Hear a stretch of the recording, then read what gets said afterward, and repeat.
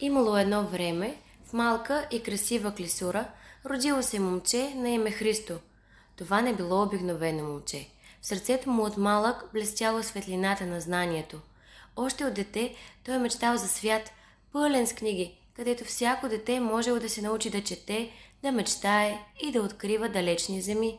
Христо обичал планините около клисура и често гледал към тях. Сякаш търсил нещо повече. С всяка нова година сърцето му ставало по-силно и изпълнено с решителност.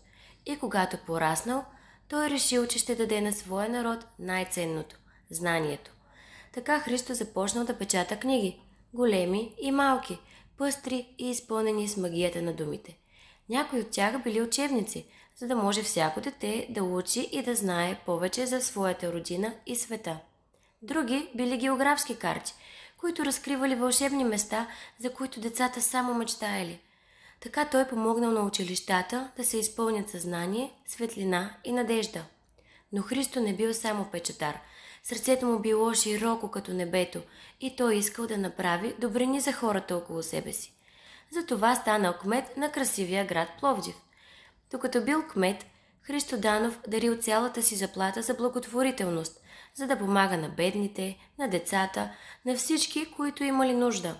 Един ден княз Фердинанд дошъл при него с една странна молба. Искал да си построи замък на едно от тепетата на Пловдив. Но Христо погледнал към тези древни хълмове, които пазили духа и историята на града, и с твърд глас казал: тепетата на Пловдив не се продават, защото знаел, че тези тепета са символ на Пловдив, част от неговата душа и никой не трябвало да ги взема за себе си.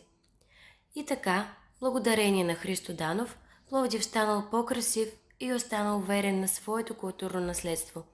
Той оставил след себе си не само плановете за един нов и по-добър град, но и безброй сърца, пълни с благодарност и вдъхновение. И до днес, когато децата се разхождат по улиците на Пловдив, те си спомнят за добрия кмет, който обичал знанието и града си повече от всичко. А тепетата тихо шептят: тепетата на Пловдив не се продават.